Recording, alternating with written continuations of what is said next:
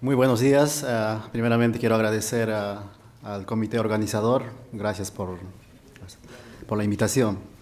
Hoy día les voy a mostrar parte de los resultados preliminares de un proyecto de investigación que venimos realizando en Brasil. Quien me presentó dijo que yo soy estudiante de doctorado, ¿no? O sea, actualmente estoy siguiendo mis estudios allá. Eh, También trabajo aquí en el Instituto Geofísico, mi especialidad es en sismología. El proyecto que estoy realizando actualmente es en el norte del país, del Perú, pero venimos colaborando, ¿no? Trabajando con sismólogos de Brasil.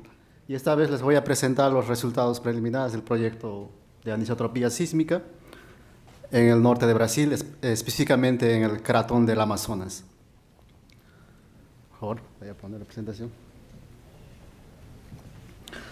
Bueno, la aplicación del proyecto es principalmente sismología pura para comprender la estructura interna de la Tierra, ¿no?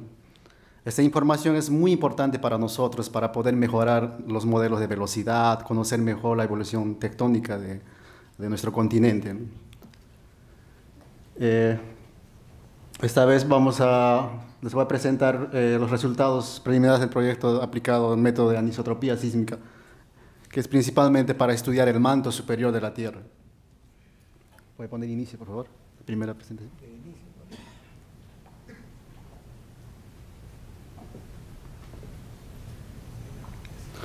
Bien, el título del trabajo es Anisotropía sísmica del manto superior en el centro oeste del cratón amazónico, a partir del análisis de la división de ondas de corte. Son los integrantes del proyecto, dos estudiantes, Liara y Marco son estudiantes de geofísica de graduación. George es el profesor orientador, doctor, investigador en sismología, y el doctor Hernando Tavera, presidente ejecutivo del Instituto Geofísico, también es colaborador del proyecto. Vamos a hablar sobre los cratones o cratógeno. ¿Qué es un cratón? Un cratón es una unidad, un cuerpo geológico de una edad bastante antigua, del precámbrico, durante el desprendimiento del supercontinente Pangea. Estos cuerpos se han mantenido estables hasta la fecha porque principalmente su ubicación está exactamente en plataformas continentales donde no se ha ejercido bastante deformación o geodinámica bastante violenta, tal es el caso como en las zonas de subducción, ¿no? Como la orogénesis. Podemos ver estas áreas de color marrón, son los cratones que existen actualmente en el continente, en el mundo, ¿no? Pero en Brasil tenemos aquí uno de los cratones mayores, llamado cratón de Amazonas.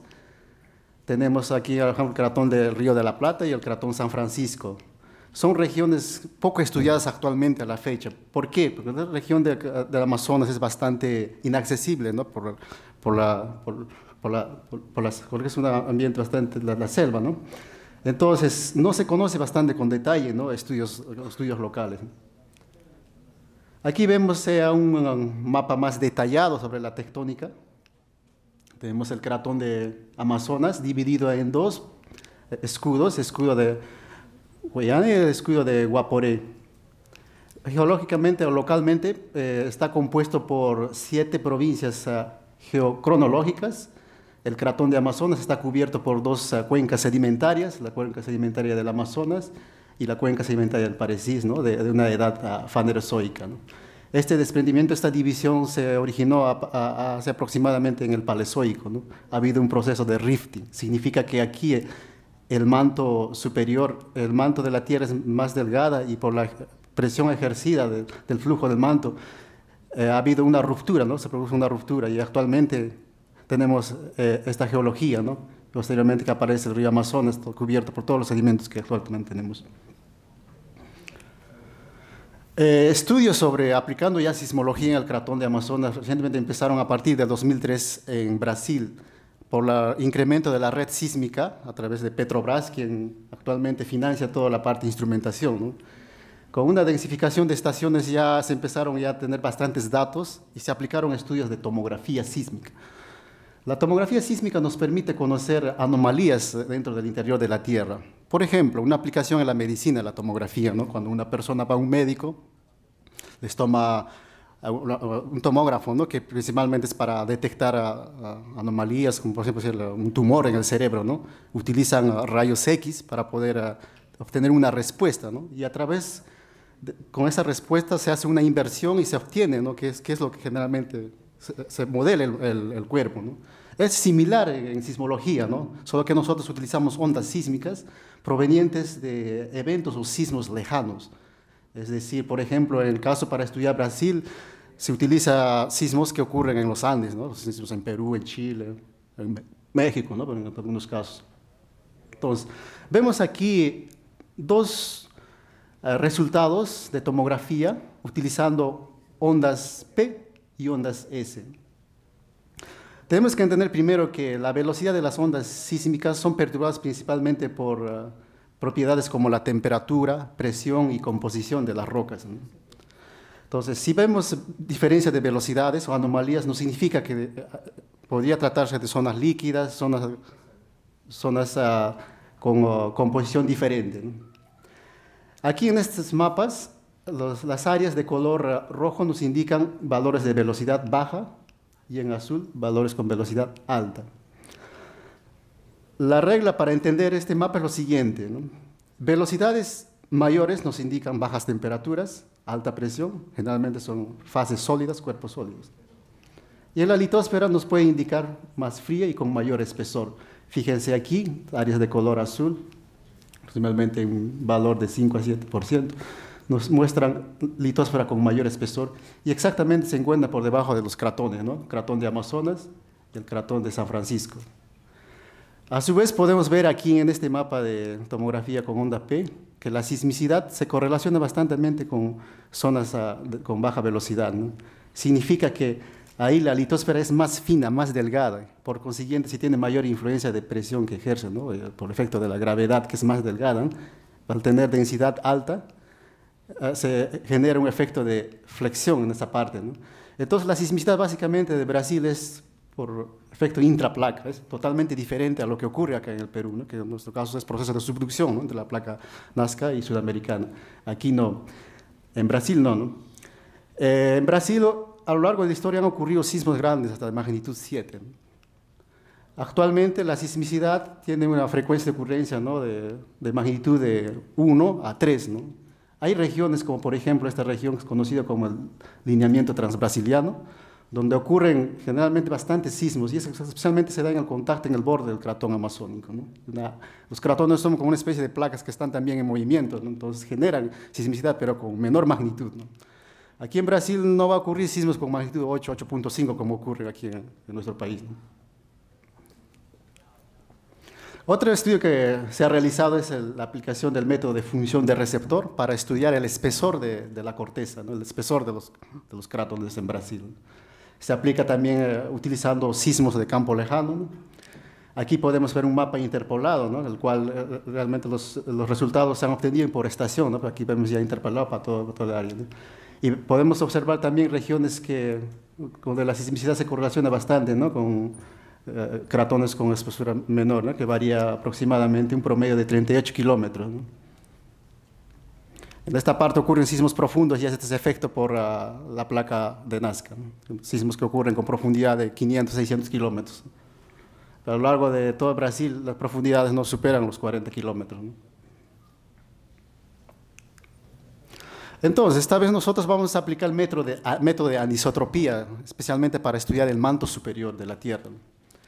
Pero nosotros tenemos que entender el concepto de anisotropía. ¿Qué es anisotropía, no? Anisotropía es una propiedad de los materiales según la cual los parámetros geofísicos como podemos decir, velocidad de propagación de la onda, de la luz, temperatura, resistividad, entre otros parámetros, varían según la dirección en que son medidas o examinadas, ¿no? Vamos a ver aquí dos ejemplos. Un cuerpo, se podría decir, homogéneo, donde podemos decir que las propiedades son iguales. Al pasar una onda sísmica o una luz, va a tener la misma velocidad o los mismos parámetros en todas las direcciones, ¿no?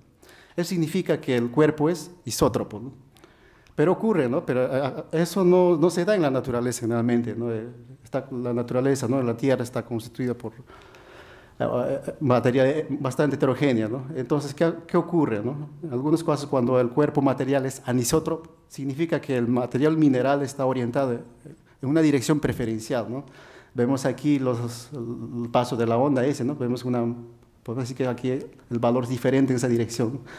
Entonces, ¿qué hacemos nosotros en sismología? Lo que detectamos es esa dirección, ¿no? ¿Cómo nos ayuda? ¿Para qué nos sirve eso? La estructura interna de la Tierra está constituida principalmente, por ejemplo, las zonas de transición, por material como, por ejemplo, piroxeno del olivino, ¿no? Tiene mayor composición, el manto externo de la Tierra principalmente está constituido por un 70% de esos minerales. Y como la composición del manto es viscoso, a lo largo del proceso de la formación de los continentes, la migración de las placas tectónicas, esos minerales sufren una alineación por efecto del movimiento y por efecto del flujo del manto, ¿no? Entonces quedan congeladas, llamamos anisotropía congelada, dejan un rastro, ¿no? Por ejemplo, podemos ver aquí una estación, paso de una onda sísmica, el movimiento absoluto de la placa es en esa dirección y los ejes de polarización de la anisotropía podemos obtener en esa dirección también por efecto del movimiento, ¿no? Es un rastro. Entonces, la sismología nos permite obtener esa dirección. Aquí vemos dos ejemplos, dos estaciones, ambientes diferentes tectónicos. Vemos aquí el flujo del manto, va en esa dirección, y el eje de polarización paralela, ¿no? Y hablamos de un material olivino tipo AC, que es a través de experimentos en laboratorio, que en óptica se ve el eje de polarización, ¿no? de estos minerales. Y también se da en otros casos, ¿no? Por ejemplo, tenemos una estación sísmica aquí, el flujo del manto es aproximadamente perpendicular, ¿no? Entonces, ya este tipo de información nos ayuda bastante a nosotros, a los geofísicos, a entender cómo es que ha sido la migración, el movimiento durante la formación del continente, ¿no? Para poder ayudarnos a generar nuestros modelos teóricos. Y la aplicación, ¿no? Como les mencioné, ¿no? Tenemos acá la litosfera, tenemos la astenosfera, ha habido un movimiento aquí y deja el rastro, ¿no? Una huella aquí que es la anisotropía del mineral, la alineación preferencial, ¿no? Y en algunos casos en ambientes como por ejemplo formación de rift, ¿no? Entonces, ¿cómo es que nosotros medimos la anisotropía? Esto medimos gracias al fenómeno de partición de las ondas sísmicas, ¿no? Las ondas sísmicas, por ejemplo, la onda S, cuando pasa por un medio, de un medio isótropo a un medio anisotrópico, sufre una polarización, es decir, la onda se divide en dos, ¿no? Una rápida y una lenta. Entonces, lo que nosotros realizamos en el sismograma es medir esa diferencia, delta de tiempo, y medir el eje de polarización. Entonces, estos dos parámetros nos van a dar la siguiente información. Phi nos da parámetro de la orientación del cuerpo, de la estructura, ¿no? Hacia qué dirección está orientada.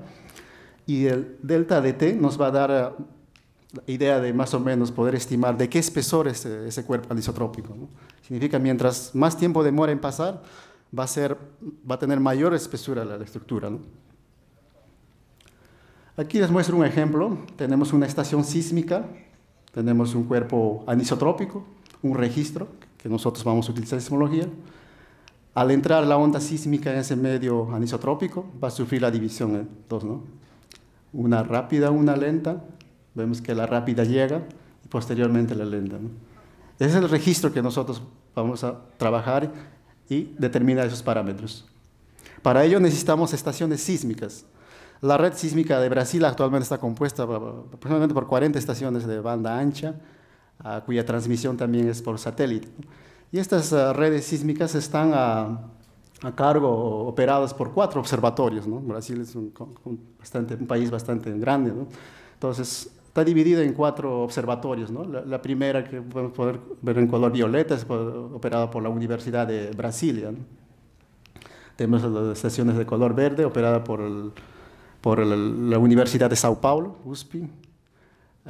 Tenemos aquí en azul, operada por el Observatorio Nacional. Y en anaranjado, las estaciones operadas por la Universidad Federal de Río Grande del Norte. Nuestro proyecto principalmente se concentra en esta parte de Brasil, norte de Brasil, ¿no?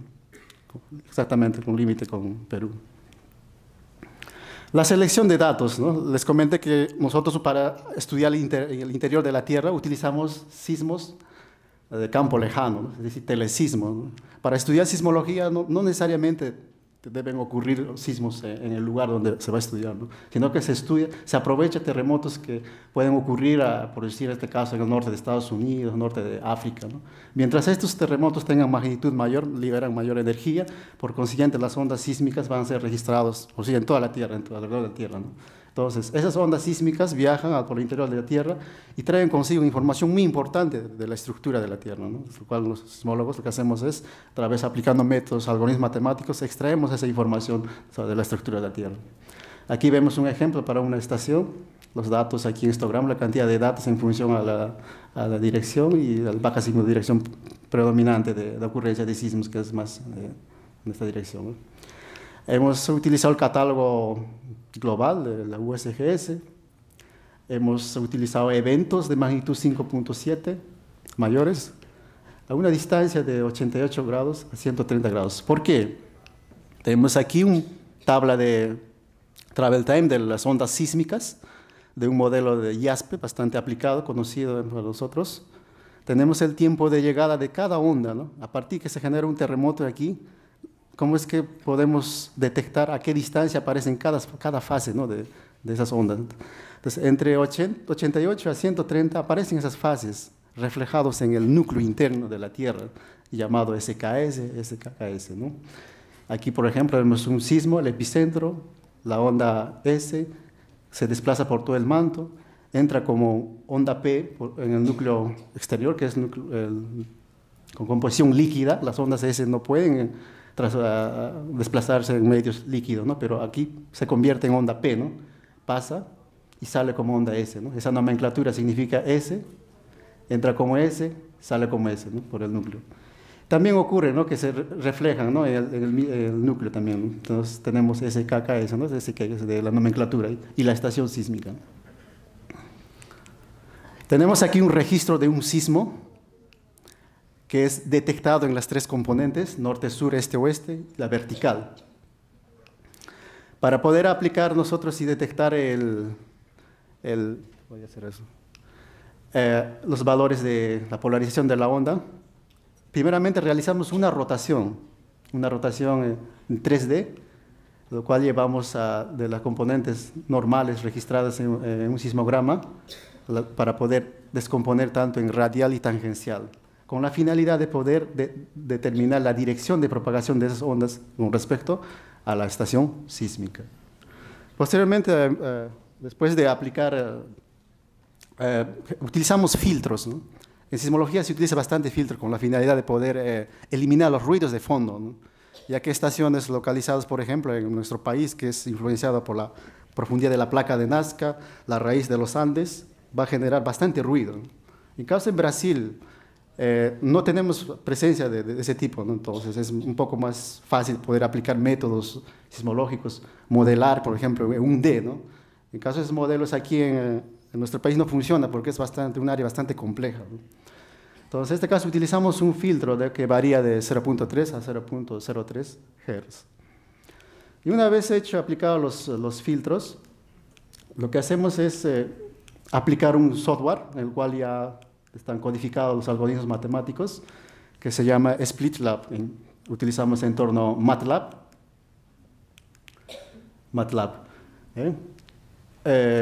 Aquí les muestro un resultado de una medición.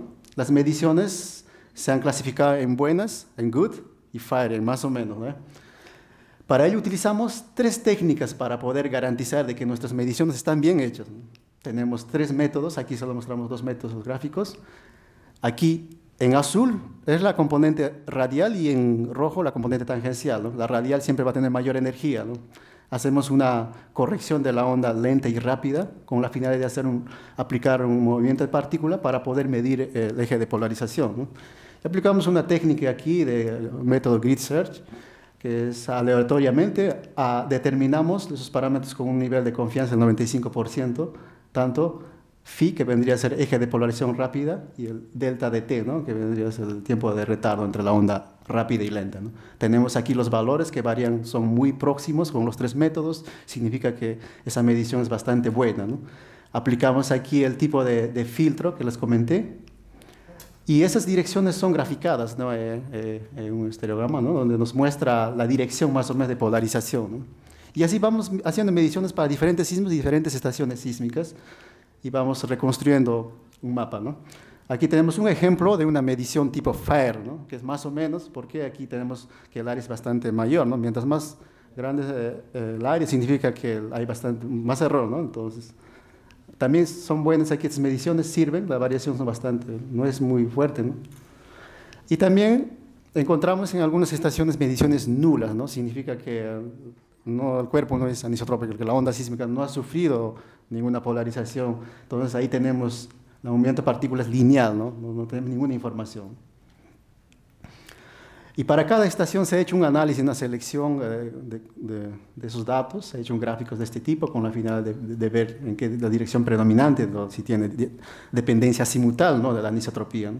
Aquí vemos un ejemplo para la estación del Puerto de los Gaúchos, que son datos buenos, no tenemos mediciones nulas en este caso para esta estación. Y con todos esos parámetros hacemos un gráfico, todas las direcciones, ¿no? Entonces, básicamente, estos vectores nos están indicando la dirección del flujo del manto, ¿no? En el cratón de Amazonas, ¿cómo es que el comportamiento vemos aquí en ambos, tanto el escudo guayaní y el escudo oroné, que son paralelos, ¿no?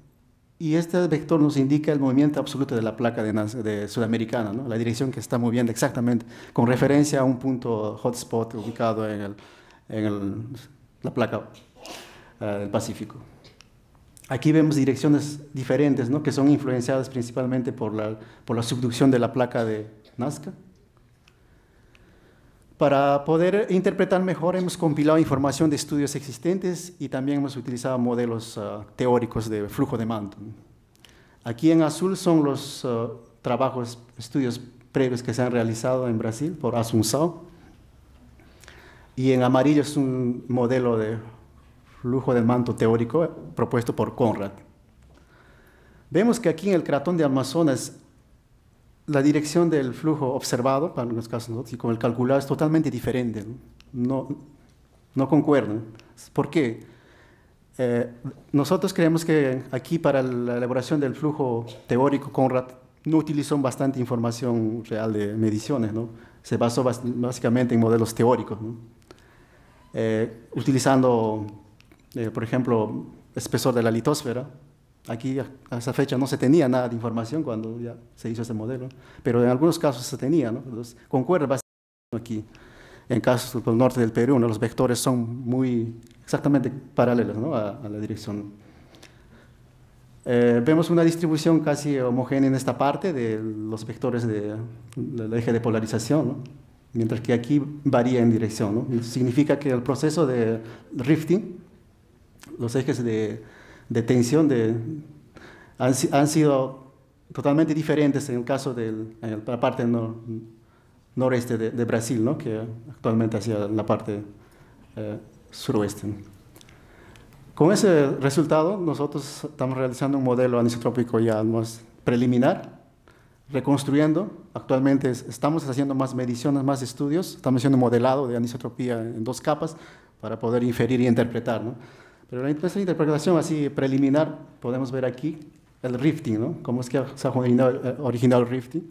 Tenemos la cuenca del Amazonas, los esfuerzos de la separación, ¿no? Por ascenso de la astenosfera y el eje predominante de polarización, ¿no? Básicamente nos muestra, son perpendicular al vector de esfuerzo, ¿no?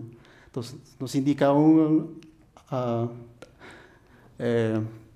olivino de tipo B, ¿no? Podría decir, ¿no? Entonces estamos interpretando, estamos utilizando más parámetros, por ejemplo, magnética y gravimetría para poder correlacionar y, por supuesto, trabajo de tomografía también, ¿no? Bueno, las conclusiones así preliminares son las siguientes, ¿no? Hemos realizado nuevas medidas de anisotropía sísmica en el cratón del Amazonas. El eje de polarización rápida es relativamente uniforme y muestra en correlación con el movimiento absoluto de la placa sudamericana. El modelo numérico del flujo del manto propuesto por Conrad no muestra correlación con los valores observados. Esto probablemente a la baja resolución de datos del espesor de la litosfera que fueron utilizados en el continente estable del norte de Brasil. Bueno, muchas gracias a ustedes por la atención y también quiero agradecer a todas las instituciones, ¿no? Muchas gracias.